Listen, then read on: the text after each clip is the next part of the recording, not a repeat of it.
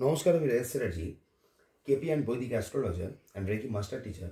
আজকের যে বিষয়টা নিয়ে আপনাদের সাথে আমি আলোচনা করব সেটা হচ্ছে আমরা আমাদের লগ্ন কুণ্ডলী থেকে কিভাবে বিচার করতে পারি। ধরুন যে কোনো একজন ব্যক্তি নেশার প্রতি আসক্ত হতে চলেছেন বা নেশাসক্ত, মানে ডাইরেক্টলি বলতে গেলে আপনার অ্যাডিকশান। কোন কোন প্ল্যানেটারি কারণের জন্য একজন ব্যক্তি অ্যাডিক্টেড হয়ে থাকেন কোনো বিষয় প্রতি, কোনো খাদ্যের প্রতি, যে কোনো জিনিসের প্রতি, মানে অ্যাডিকশান বলতে যেটা বোঝায়।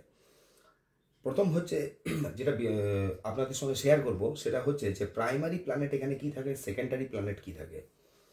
তারপরে যেটা আসবো যে কোন কোন ভাব ধরুন এই অ্যাডিকশানের জন্য মেনলি আপনার দায়ী হয়ে থাকে, মূলত আপনার কারণ হয়ে থাকে অ্যাডিকশানের জন্য। প্রথমত যে প্ল্যানেটটাকে দেখা হয়ে থাকে, যে প্ল্যানেটগুলোকে প্রাইমারি প্ল্যানেট বলা হচ্ছে, সেই প্রাইমারি প্ল্যানেট হচ্ছে কিন্তু রাহু, আপনার কেতু, আরেকটা হচ্ছে শনি, আরেকটা হচ্ছে কিন্তু মঙ্গল। এটা থাকে আপনার প্রাইমারি প্ল্যানেট। মানে অ্যাডিকশানের জন্য এই যে চারটে প্ল্যানেট আছে, চারটে প্ল্যানেট কিন্তু মেনলি কালপ্রিট হয়ে থাকে বা চারজন রোলটা প্লে করে থাকে। এরপরে যেটা দেখা হয়ে থাকে সেটা হচ্ছে আপনার আমাদের লগ্ন, কারণ লগ্ন থেকে হচ্ছে মেন্টাল স্ট্রেংথ দেখা হয়ে থাকে লগ্ন থেকে।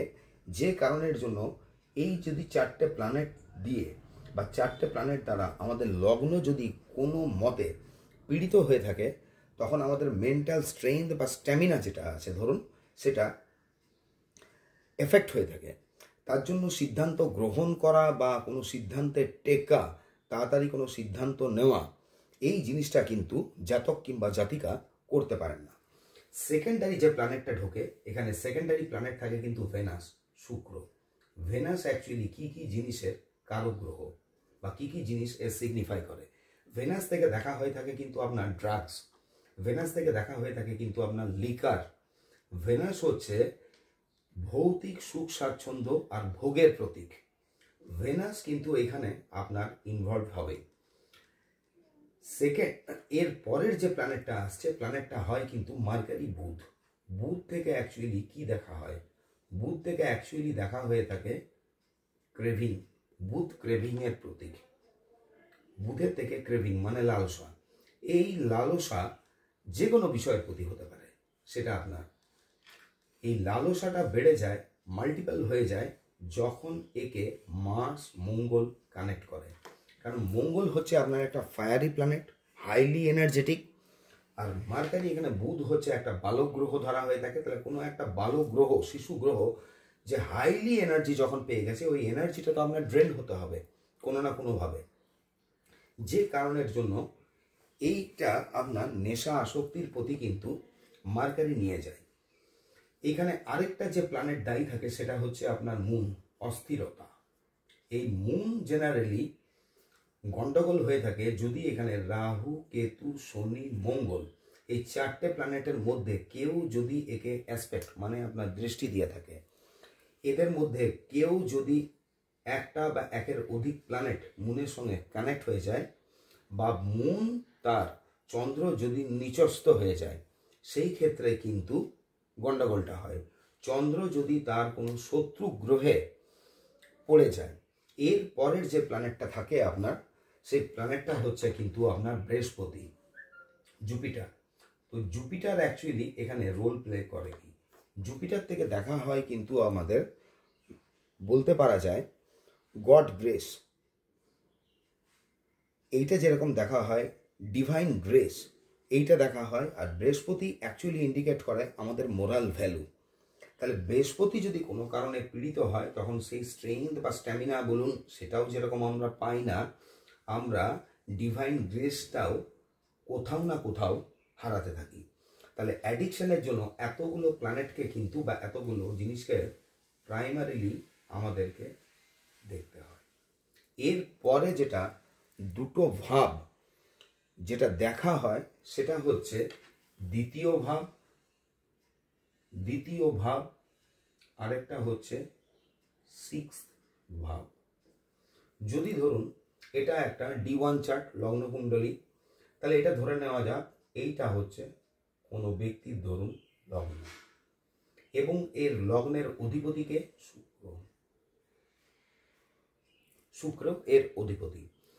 তাহলে D1 চার্টে বৃষ লগ্নের কোনো জাতক কিংবা জাতিকা ধরুন কারোর একটা চার্ট, এটা বাস্তবিক একজনের চার্ট, পুরো চার্টটা তো এখানে শেয়ার করবো না, খালি কানেকশনটা দেখাবো যে কিভাবে জিনিসটা ঘটেছে। এর যে দ্বিতীয় পতি, এর দ্বিতীয় পতি এখানে কে হচ্ছে? দ্বিতীয় পতি হচ্ছে কিন্তু বুধ, দ্বিতীয় পতি বুধ। তার সাথে কিন্তু আপনার দেখুন দ্বিতীয় পতি বুধ হলো। এবার এখান থেকে আমি যেরকম বললাম দ্বিতীয় ভাব আর ষষ্ঠ ভাবটাকে দেখা হয়, এর 6th হাউস কে হচ্ছে শুক্র আবার নিজেই, মানে তুলা রাশি। এটা 1 2 3 4 5 6 ষষ্ঠ ভাবে হচ্ছে তুলা। যদি আপনার দ্বিতীয় পতি আর ষষ্ঠ পতি, দ্বিতীয় পতি যদি ষষ্ঠে বসে নিচস্থ হয়, বা ষষ্ঠ পতি যদি দ্বিতীয়ভাবে বসে আপনার নিচস্থ হয়, তখন কিন্তু মানুষ আপনার অ্যাডিকশানের শিকার হয়ে থাকে। দ্বিতীয় পতি যদি ষষ্ঠের নক্ষত্রগত হয়ে নিচস্থ হয়, বা ষষ্ঠপতি যদি দ্বিতীয় পতির নক্ষত্রগত হয়ে আপনার নিচস্থ হয়, তখনও কিন্তু অ্যাডিকশান দেখতে পাওয়া যায়। আবার দ্বিতীয় পতি, এখানে দ্বিতীয় পতি বুধ ধরুন, আর ষষ্ঠপতি যে শুক্র, এ যদি আপনার রাহু কেতু শনি মঙ্গল এই চারটে যদি প্ল্যানেটের অ্যাসপেক্টে থাকে বা এদের সঙ্গে কানেকশন করে নেয়, তাহলে কিন্তু দেখা যায় কি সে অ্যাডিকশানের শিকার হয়। ধরুন এই জায়গায় আমি এর রাশিটাও দিলাম, এটা হলো ধরুন মকর রাশি, আর এইখানে আছে আপনার শনি, শনি এখানে রয়েছে। এই যে চারটা, এবারে এই জায়গা থেকে যখন আমরা অ্যাডিকশনের বিচার করব, তখন দেখা যাচ্ছে শনি দেখুন এখানে থার্ড অ্যাসপেক্ট 1 2 3 থার্ড অ্যাসপেক্ট দিয়েছে, কিন্তু চন্দ্রকে, চন্দ্র পীড়িত হয়েছে। থার্ড অ্যাসপেক্ট স্যাটার্নের কিন্তু কোনোদিনই ভালো হয় না। 7th অ্যাসপেক্ট ফেলছে এখানে শুক্রের উপর, 1 2 3 4 5 6 7, মানে শুক্র এখানে আপনার পীড়িত হলো। এবারে এই যে বুধ আছে, বুধ এখানে ডেফিনেটলি আপনার কিছু না কিছুভাবে কিন্তু ম্যালিফিক কিন্তু হবে, ম্যালিফিকেশন কিন্তু এর আসে। যদি আমরা এই চারটাতে আরো ফোকাস করি, ধরা যাক ধরুন চারটা যদি পুরো নামিয়েও দিই, এখানে ধরুন বুধ আছে, এখানে আছে আপনার মঙ্গল। মঙ্গল যখন হচ্ছে তখন দেখুন এই যে দ্বিতীয় পতি বুধ, বুধ বসেছে কিন্তু দ্বিতীয় পতি বুধ, এটা বুধ কিন্তু এখানে বসেনি, বুধ বসে আছে কিন্তু এই হাউসে, মানে 11th এ বসেছে। মঙ্গলের 4th অ্যাসপেক্ট পেল কিন্তু বুধ, মানে ক্রেভিং এ বাড়িয়ে দিল। রাহু আর কেতু আছে যথাক্রমে এই চার্টে, এইখানে আছে রাহু আর এইখানে আছে আপনার কেতু। ভৃগু নন্দী নারী অনুসারে যখন কোনো চার্টকে আপনার টোটালি বিচার করা হয়, এটা ধরুন পরাশরীয় মতে বা বলুন বৈদিক মতে যখন চার্টটা বিচার করা হচ্ছে, আমরা প্রয়োজনে কিন্তু এখানে নন্দী নারীর যে ট্রিক্স, যে আপনার যে ওর যে থিওরি, সেই থিওরিটা অ্যাপ্লাই করতে পারি। যেহেতু লগ্নের দ্বাদশে রাহু গেছে, রাহুর কিন্তু 75% অ্যাসপেক্ট কিন্তু এখানে পড়বে লগ্নের উপর, এবং লগ্নপতিকে এ কিন্তু পীড়িত করবে, লগ্নপতিকে এ কিন্তু পীড়িত করবে। অলরেডি শনি দ্বারা কিন্তু এ পীড়িত, শুক্র। সেকেন্ডলি রাহু দ্বারা পীড়িত, 75% এর ড্যামেজ হয়ে আছে। আরেকটা যে ব্যাপার হচ্ছে, দেখা যায় যে ষষ্ঠ ভাবে কিন্তু বসে আছে কেতু। কেতুকে বলা হয় ষষ্ঠভাবে যে কোনো ম্যালিফিক প্ল্যানেট যখন আসে তখন বলা হয় যে ষষ্ঠভাবে কেতু কিন্তু ভালো। কোন ক্ষেত্রে ভালো? শত্রু নিধনের ক্ষেত্রে ভালো। বাট এখানে যে কেতু বসেছে এই হাউসের ডিসপোজিটারকে, ডিসপোজিটার হচ্ছে আপনার শুক্র। তাহলে ডিসপোজিটার শুক্র, লগ্ন বসেছে, লগ্ন অটোমেটিক্যালি আপনাদের ড্যামেজ হয়ে গেছে। তো এই ব্যক্তির মধ্যে দেখা যাবে যে আপনার প্রচণ্ড পরিমাণে অ্যাডিকশন হবে এই ব্যক্তির। সেটা কি অ্যাডিকশন সেই জিনিস আমি যাচ্ছি না, কিন্তু এ হাইলি অ্যাডিক্টেড হবে। আইদার কোনো জিনিস কেনার ক্ষেত্রে বা কোনো কিছু আলাদা ক্ষেত্রে। তো অ্যাডিকশনের যখন ঘটনাটা দেখা হয় তখন কিন্তু এইভাবেই আপনার দেখা হয়ে থাকে। সিক্সথ লর্ড মানে ষষ্ঠ পতি যদি দুর্বল হয়ে, পীড়িত হয়ে, নিচস্থ হয়ে রাহু, কেতু, শনি, মঙ্গলের দ্বারা প্রভাবিত হয়ে কোনো বাঁট চাটে একাদশভাবে বসে, তাহলে তার ইনকামে প্রচুর লস হবে।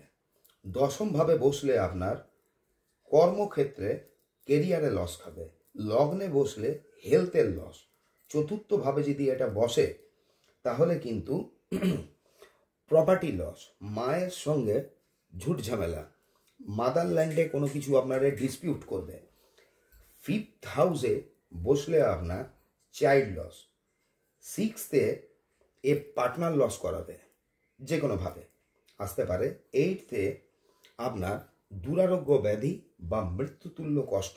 আর যদি দ্বাদশভাবে বসে যায় তাহলে এটা হসপিটালাইজেশন ইন্ডিকেট করে। এই থেকে আমরা টোটাল জিনিসটাকে কাভার করে কোনো একটা চার্টকে আপনার দেখা হয়।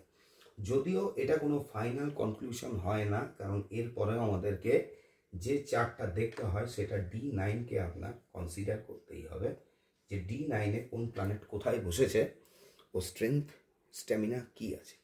তো যাই হোক, আজকে এই ভিডিওর মাধ্যমে আপনাদের সাথে আমি শেয়ার করার চেষ্টা করলাম যে অ্যাডিকশনের জন্য আমরা কিভাবে একটা চার্টকে বিচার করতে পারি। আজকে এই পর্যন্ত রাখলাম। নেক্সট ভিডিওতে আপনাদের সাথে আবার আমার দেখা হবে।